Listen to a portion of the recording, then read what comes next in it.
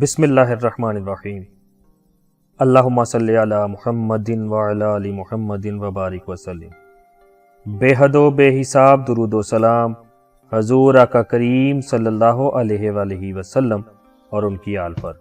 السلام علیکم سامعین، آپ کا ہوسٹ عمر مختار آپ کے اپنے چینل صرف سچ پر ایک اور نئے اور اہم موضوع کے ساتھ آپ کی خدمت میں حاضر ہے۔ سامعین، آج کا ہمارا موضوع ہے قوموں کے تمدن پر جنسیات کا اثر۔ تحریر و تحقیق جناب محمد خالد جسوی صاحب۔ موضوع کی طرف بڑھنے سے پہلے اگر ابھی تک آپ نے ہمارے چینل کو سبسکرائب نہیں کیا تو ہمارے چینل کو سبسکرائب کریں اور بیل کے آئیکن پر کلک کریں تاکہ آپ کو آنے والی ہماری ہر نئی ویڈیو کی اپڈیٹ جلد مل سکے، اور ہماری ویڈیوز کو لائک اور شیئر ضرور کریں۔ سامعین، آج کا ہمارا جو موضوع ہے وہ تھوڑا سا پیچیدہ ہے، لیکن پھر بھی اس کو آسان الفاظ میں آپ کی خدمت میں پیش کیا جا رہا ہے۔ سامعین، جب زندگی اپنے ارتقائی مراحل طے کرتی ہوئی حیوانی سطح سے انسانی پیکر پر پہنچی تو وہ حیوانی زندگی کے بعض خصائص و لزومات بھی اپنے ساتھ لائی، مثلا کھانا، پینا، سونا وغیرہ، یعنی جسم کا طبعی نظام حیوان اور انسان میں مشترک ہیں۔ بالفاظ دیگر یہ انسانی زندگی کی حیوانی سطح کے مظاہر ہیں۔ انہی میں افزائش نسل یعنی پروکریشن اور اس کے لیے جنسی جذبہ سیکچول انسٹنکٹ بھی شامل ہے۔ کھانے پینے کے معاملہ میں حیوانات پر بعض پابندیاں فطرت کی طرف سے از خود عائد ہوتی ہیں۔ مثلا بکری گھاس کھاتی ہے، گوشت کی طرف آنکھ اٹھا کر بھی نہیں دیکھتی۔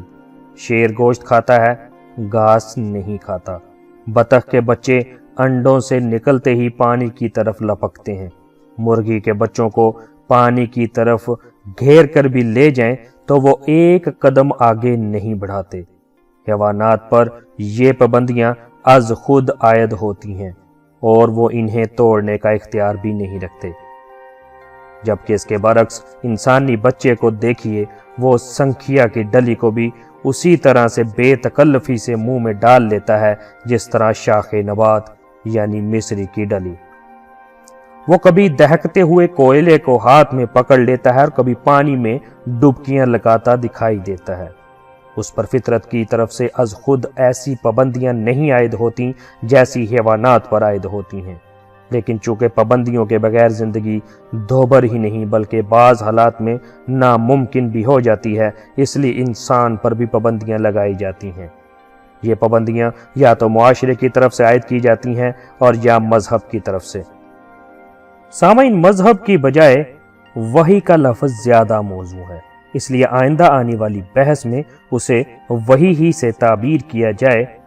وحی سے مراد ہی ایسی پابندیاں ہیں جو انسانی معاشرہ کی طرف سے عائد کردہ نہ ہوں بلکہ خدا کی طرف سے عائد کردہ ہوں۔ سامعین، معاشرہ کی طرف سے عائد کردہ پابندیوں اور وحی کی روح سے متعین کردہ پابندیوں میں فرق یہ ہوتا ہے کہ معاشرتی پابندیاں بعض مصالح کے بنا پر بدلی بھی جا سکتی ہیں، لیکن وحی کی روح سے عائد کردہ پابندیوں میں تبدیلی نہیں کی جا سکتی۔ مثلا معاشرہ کسی وقت فیصلہ کرتا ہے کہ لوگوں کو سڑک کے بائیں طرف چلنا چاہیے۔ اس فیصلے کی روح سے کیپ ٹو دا لیفٹ سڑک کا قانون قرار پایا جاتا ہے، لیکن اگر کسی وقت معاشرہ اس کی ضرورت محسوس کرے تو وہ اس قانون کو بدل کر دائیں طرف چلو کا قانون بھی نافذ کر سکتا ہے۔ اس کے برعکس جب وحی خداوندی نے کہا ہے مثلا لحم خنزیر یعنی خنزیر کا گوشت حرام ہے، تو کوئی انسان اس قانون میں ترمیم نہیں کر سکتا۔ وحی خداوندی کے ماننے والوں کو لحم خنزیر سے اسی طرح پرہیز کرنا ہوگا جس طرح بکری گوشت سے پرہیز کرتی ہے، اس فرق کے ساتھ کہ بکری ایسا اپنی مرضی سے نہیں کرتی، لیکن انسانوں کو ایسا اپنے اختیار و ارادہ سے کرنا ہوگا۔ سامعین، کھانے پینے کے علاوہ جنسی جذبہ کی تسکین کے سلسلہ میں بھی حیوانات پر فطرت کی طرف سے کنٹرول عائد ہوتا ہے۔ ایک بیل ہر روز گائیوں کے گلے میں پھرتا رہتا ہے لیکن کبھی جنسی اختلاط نہیں کرتا، تا وقت کہ اسے گائے کی طرف سے استقرار حمل کا طبعی تقاضا اس کی دعوت نہ دے، لیکن انسان پر اس قسم کا کوئی کنٹرول عائد نہیں کیا گیا۔ وہ جب بھی جی چاہے اپنے جنسی جذبہ کی تسکین کر سکتا ہے۔ حیوانات پر اس طبعی کنٹرول کے علاوہ جس کا ذکر پیچھے کیا گیا ہے، کسی قسم کا اخلاقی کنٹرول عائد نہیں کیا گیا۔ حیوانات کی صورت میں اخلاقیات کا سوال پیدا ہی نہیں ہوتا، لیکن انسان پر اس ضمن میں اخلاقی پابندیاں عائد کی گئی ہیں، جیسا کہ پیچھے بیان کیا گیا ہے۔ یہ پابندیاں معاشرہ کی طرف سے بھی عائد کی جاتی ہیں اور وحی کے رو سے بھی۔ معاشرتی پابندیوں پر اگر نگاہ ڈالی جائے تو یہ حقیقت سامنے آ جائے گی کہ یہ پابندیاں مختلف اقوام و ممالک میں مختلف نوعیتوں کی ہیں، لہٰذا کسی ایک ہی قوم میں مختلف زمانوں میں ان پابندیوں میں رد و بدل ہوتا رہتا ہے۔ مثلا انگلستان میں اگر ایک بالغ لڑکا اور لڑکی باہمی رضامندی سے شادی کے بغیر جنسی اختلاط کی صورت پیدا کر لیں تو معاشرے کی نگاہوں میں یہ کوئی معیوب بات نہیں۔ یہ اسی صورت میں جرم قرار پائے گا جب میاں یا بیوی کو اس پر اعتراض ہو۔ ان پابندیوں میں رد و بدل بھی ہوتا رہتا ہے۔ مثلا اس وقت تک وہاں یہ صورت ہے کہ اگر کسی غیر شادی شدہ لڑکی کے ہاں بچہ پیدا ہو جائے اور بچے کا باپ اس لڑکی سے شادی نہ کرے تو وہ بچہ حرامی قرار پاتا اور سوسائٹی میں ذلت کی نگاہوں سے دیکھا جاتا ہے۔ لیکن پچھلے دنوں وہاں ایک تحقیقاتی کمیٹی نے سفارش کی ہے کہ ایسے تعلقات کو جائز سمجھا جائے اور ان سے پیدا شدہ بچوں کو معاشرے کا صحیح جزو قرار دیا جائے اور انہیں حقارت کی نظروں سے نہ دیکھا جائے۔ اس وقت ان فیصلوں پر تنقید و تبصرہ مقصود نہیں، مقصود صرف یہ بتانا ہے کہ اگر معاشرہ چاہے تو اپنی عائد کردہ پابندیوں میں تبدیلی بھی کر سکتا ہے۔ سامعین، اس کے برعکس اس باب میں وحی یعنی قرآن کریم نے بھی کچھ پابندیاں عائد کی ہیں۔ ان پابندیوں کا محصل یہ ہے کہ معروف طریقہ پر شادی کے بغیر کسی لڑکے یا لڑکی یعنی مرد یا عورت کو جنسی اختلاط کی قطعاً اجازت نہیں، اور شادی کے بعد نہ بیوی کسی غیر مرد سے اختلاط پیدا کر سکتی ہے، نہ میاں کسی اور عورت سے۔ اس قسم کا اختلاط فرد کا نہیں بلکہ معاشرے کا جرم ہے، اور اس جرم زنا کی سزا معاشرہ کی طرف سے دی جاتی ہے، اور ان پابندیوں میں کسی قسم کا رد و بدل نہیں کیا جا سکتا۔ سامعین، مغرب کی جنسی بے باکیوں سے متاثر ہو کر ہمارے ہاں کے نوجوان طبقہ میں بھی یہ خیال عام ہو رہا ہے کہ مرد اور عورت کا جنسی تعلق ایک طبعی تقاضے کی تسکین یا افزائش نسل کے لیے ایک حیاتیاتی عمل یعنی بایولوجیکل ایکشن ہے اور بس۔ اس لیے اس معاملہ کو لڑکی اور لڑکے کی باہمی رضامندی پر چھوڑ دینا چاہیے، اور نکاح وغیرہ کی پابندی محض قانونی ضروریات کو پورا کرنے کے لیے ہونی چاہیے، نہ کہ بالغ مرد اور عورت کی آزادی کو سلب کرنے کے لیے۔ سامعین، ان خیالات کا نتیجہ یہ ہے کہ ہمارے ہاں بھی مغرب کی طرح جنسی فوضویت یعنی سیکچول انارکی کی فضا عام ہوتی جا رہی ہے، اور وحی کی طرف سے عائد کردہ پابندیوں یعنی عفت و عصمت یعنی چیسٹٹی کے مطالبہ کو غیر فطری جکڑ بندیاں قرار دیا جا رہا ہے۔ سامعین، سوال یہ ہے کہ کیا وحی کی طرف سے عائد کردہ پابندیاں محض معاشرہ میں نظم و ضبط قائم رکھنے کے لیے ہیں یا ان کا تعلق عالم انسانیت کے اجتماعی مصالح سے ہے؟ اگر ان کا مقصد محض معاشرتی نظم و ضبط ہے تو بے شک معاشرہ کو اس کا حق ہونا چاہیے کہ وہ اپنے مصالحے کے پیش نظر ان میں رد و بدل کر لے، لیکن اگر ان کا تعلق انسانیت کے کسی بنیادی مسئلہ سے ہے تو پھر کسی فرد یا افراد کے کسی گروپ کو اس کا حق نہیں دیا جا سکتا تاکہ وہ اپنی خواہشات کو پورا کرنے کے لیے ان پابندیوں میں تبدیلی کر کے انسانیت کے اجتماعی مصالح کو نقصان پہنچائے۔ سامعین، قرآن نے جب زنا کو معاشرے کا جرم قرار دیا ہے تو اس سے مطلب یہی ہے کہ اس کے نزدیک جنسی تعلق محض ایک انفرادی فعل نہیں بلکہ ایک ایسا عمل ہے جس کا اثر اجتماعی انسانیت پر پڑتا ہے۔ سامعین، قرآن کریم نے واضح فرما دیا ہے کہ عفت و عصمت کا قوموں کی فلاح و بہبود سے گہرا تعلق ہے۔ جو قوم عصمت کی حفاظت نہیں کرتی وہ زندگی کے میدان میں فائز المرام یعنی پراسپیرس نہیں ہو سکتی۔ سوال یہ ہے کہ قرآن کے اس دعوے کی صداقت کی شہادت کیا ہے؟ جو لوگ قرآن پر ایمان رکھتے ہیں وہ اس کے ان تمام دعووں کو سچا مانتے ہیں، لیکن سوال ان لوگوں کا نہیں، سوال تو ان کا ہے جو یہ کہتے ہیں کہ ہم اس دعوے کو بطور ایمان یعنی فیتھ ماننے کے لیے تیار نہیں، ہم اس کے ثبوت میں علمی تائید اور شہادت چاہتے ہیں۔ سامعین، ان لوگوں بالخصوص ہمارے نوجوان طبقہ کا یہ مطالبہ ایسا نہیں جسے ہم لاہور پڑھ کر ٹھکرا دیں اور انہیں ملحد و بے دین کہہ کر تیوریاں چڑھا لیں۔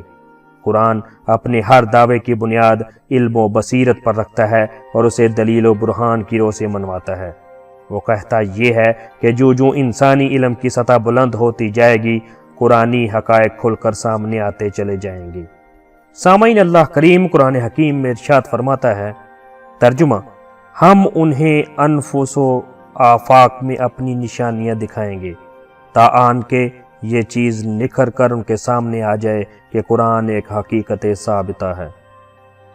لہٰذا دیکھنے کی بات یہ ہے کہ جنسی تعلقات کے متعلق جس قدر تحقیقات ہمارے زمانے میں ہو چکی ہیں وہ قرآن کے دعوے کی کسی حد تک تائید کرتی ہیں۔ یہ سوال بڑا اہم ہے اور وقت کا نازک ترین مسئلہ، اس لیے اس قابل ہے کہ اس پر بڑی توجہ اور گہری فکر سے غور و خوض کیا جائے۔ سامعین، جنسیات کے متعلق ہمارے ہاں کوئی تحقیق نہیں ہوئی، اس لیے اس کے نتائج کو سامنے لانے کا سوال ہی پیدا نہیں ہوتا۔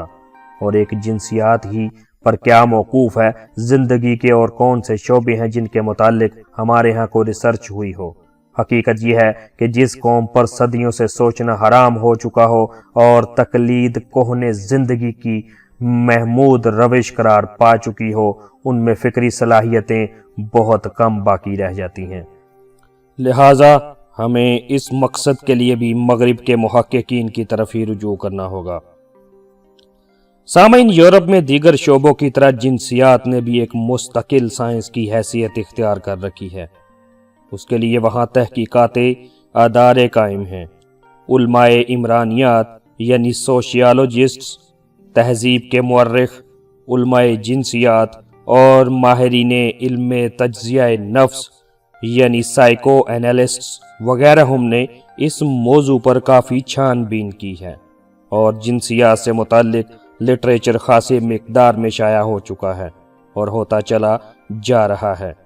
ان کی تحقیقات کا بالعموم انداز یہ ہوتا ہے کہ وہ دنیا کے دور دراز علاقوں میں بسنے والے قدیم باشندوں یعنی پریمیٹیو ٹرائبز کے احوال و کوائف، بود و ماند، رسوم و معاشرت اور اجتماعی اعمال و معتقدات کا مطالعہ کرتے اور اس طرح حاصل کردہ مسئلہ یعنی ڈیٹا سے نتائج مستنبط کرتے ہیں۔ سامعین، اس مقصد کے لیے انہیں جن صبر آزما اور مشقت طلب مراحل سے گزرنا پڑتا ہے اس کا ہم اندازہ نہیں لگا سکتے۔ ان میں ایسے بھی ہیں جنہوں نے اپنی ساری عمر افریقہ کے صحراؤں، جنوبی امریکہ کے جنگلوں، قطبین کے برفانی میدانوں اور ہمالیہ کے پہاڑوں میں گزار دی۔ وہ وہاں کے وحشی قبائل میں جا کر رہے، انہی کی معاشرت اختیار کی، وہی کچھ کھایا جو وہ کھاتے تھے، وہی کچھ پہنا جو کچھ وہ پہنتے تھے، انہی کے ساتھ کبھی درختوں کے کھوکھلے تنوں میں، کبھی ان کے شاخوں کے اوپر، کبھی پہاڑوں کے غاروں میں اور کبھی درندوں کے بھٹوں میں زندگی بسر کی۔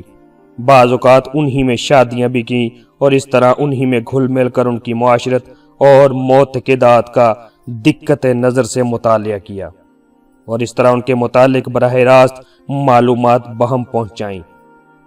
سامعین، ان محققین نے دنیا کے قبائل کی معاشرت اور معتقدات کے مطالعے کے بعد جن موضوعات کے متعلق اصول متعین کیے ان میں جنسیات کو ایک خاص اہمیت حاصل ہے۔